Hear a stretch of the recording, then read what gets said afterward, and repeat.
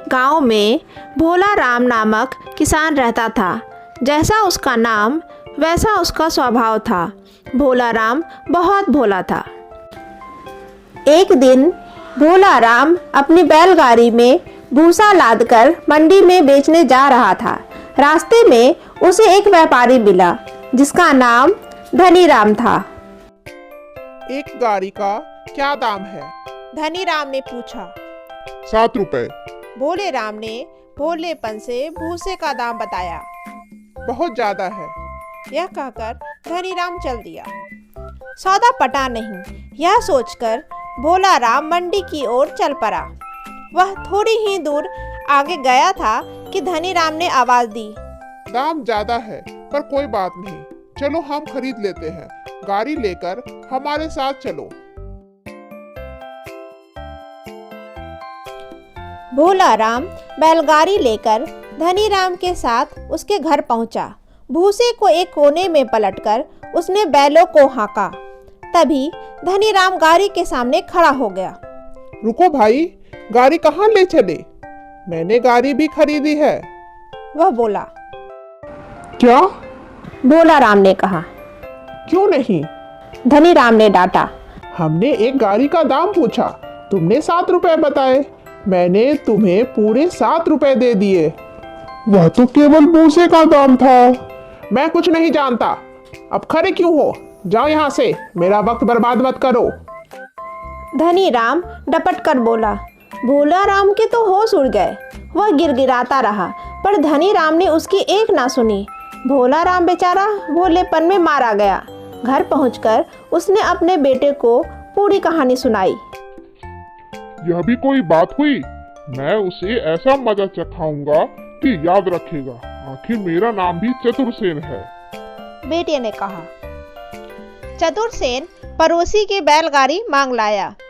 उसमें भूसा लादकर वह मंडी ले चला। चौराहे पर उसे एक आदमी मिला। बहुत बढ़िया भूसा लिए जा रहे हो। एक गाड़ी का क्या दाम है? वही शब्द सुनकर चतुरसेन को लगा कि हो न हो यह वही आदमी है जिसने मेरे पिता को ठगा था। फसल अच्छी हुई है इसलिए दाम कम है। अब आपसे मोल भाव क्या करना? आपका कोई छोटा बच्चा है? हाँ, एक बेटा है। पर क्यों?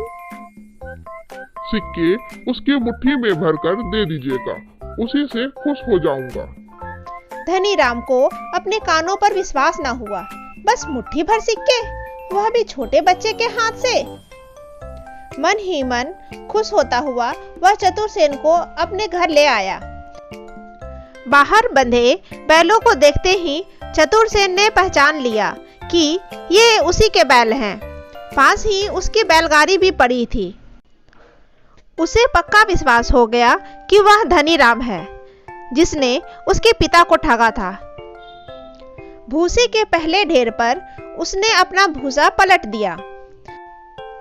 धनी राम अंदर गया और एक बच्चे को गोद में लिए बाहर आया। बेटा, मुट्ठी बढ़ाओ और इनके हाथ में सिक्के डाल दो। वह बोला। बच्चे ने जैसे ही हाथ बढ़ाया, चतुरसेन ने उसकी नन्ही कलाई कसकर पकड़ ली और चाकू निकालकर मुट्ठी काटने का ढोंग करने लगा। यह क्या? छोड़ो इसका हाथ। धनी राम चिल्लाया। सेठ जी, सिक्के मुट्ठी में भरकर देने को कहा था ना? चतुरसेन ने पूछा। हाँ, पर घबराहट में धनी राम कुछ बोल न पाया। तो फिर सिक्कों के साथ मुट्ठी भी हमारी। यह क्या बक रहे हो? मुट्ठी में सिक्कों का मतलब यह नहीं कि मुट्ठी भी काट लो। मतलब तो केवल सिक्कों से है ना? हाँ, तो फिर एक गाड़ी भूसे का क्या मतलब है?